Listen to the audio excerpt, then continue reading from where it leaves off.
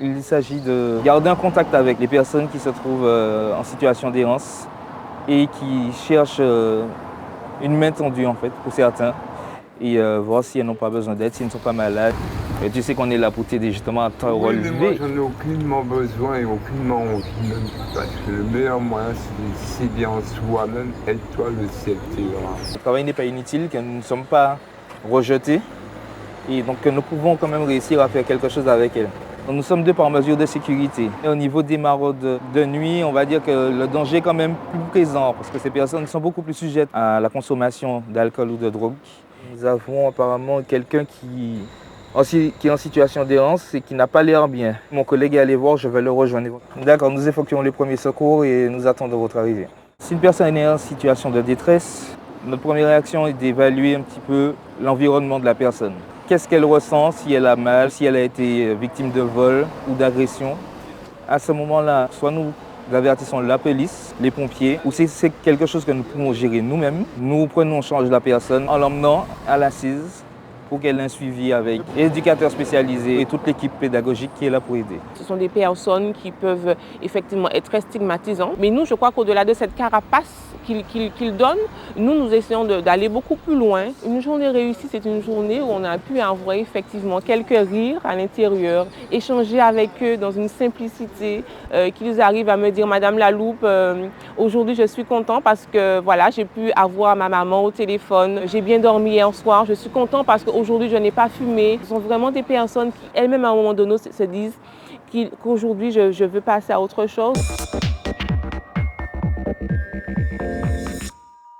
Het concept is reguliere hotelaccommodatie mixen met mensen die in woningnood zijn en tijdelijk hier in het hotel wonen. De duurzame ontwikkelingen in het concept is met name gericht op het menselijk kapitaal. De verschillende doelgroepen die in het hotel verblijven, dat zijn aan de ene kant zakelijk, toeristisch, dus de normale hotelgast.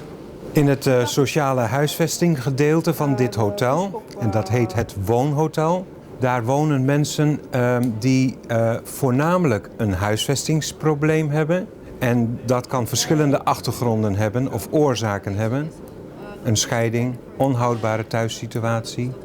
Maar ook bijvoorbeeld werkloosheid, waardoor inkomensachteruitgang. Maar zelfs ook mensen die in Rotterdam woonachtig waren, door gevangenschap woning kwijtgeraakt zijn en vanuit gevangenschap zelfs hier worden aangemeld en tijdelijk wonen met een maximale duur van 6 maanden.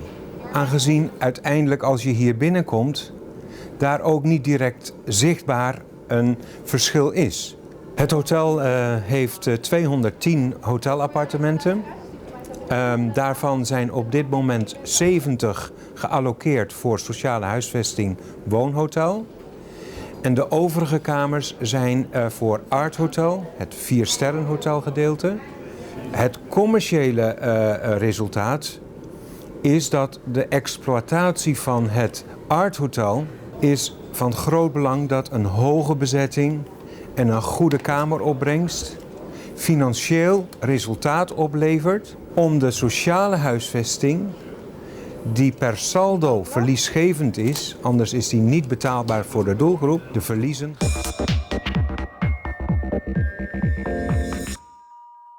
Alors en Calédonie, on est confronté à des difficultés d'une partie de la population qui a besoin d'acquérir des compétences extrêmement simples pour accéder à des emplois. Sur le territoire de la Nouvelle-Calédonie, la déconstruction automobile est un besoin.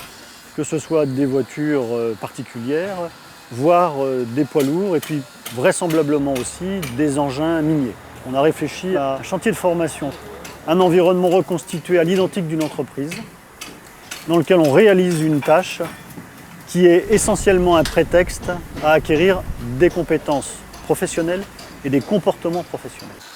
Le savoir-être est la première cible. Ça va les mettre dans un contexte complètement différent, c'est-à-dire qu'en plus de respecter les horaires dans le cadre d'une entreprise classique, il va falloir qu'ils passent à un stade supérieur, c'est-à-dire une vie vraiment en société 24/24.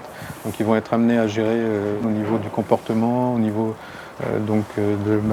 des gestes de tous les jours, de la restauration, mais en communauté, c'est-à-dire que dans un cercle restreint, on va dire, il va falloir qu'ils se gèrent eux-mêmes et tout en faisant attention aux autres également. Au bout de 4 mois, on voit vraiment une amélioration, ça c'est certain. Le fait de monter des chantiers formation, c'est vraisemblablement une réponse pour l'avenir, pour une population qu'on estime à peut-être 1500 personnes qui sont vraiment en difficulté d'insertion. Parce que le système scolaire traditionnel ne leur a pas permis vraiment de s'épanouir.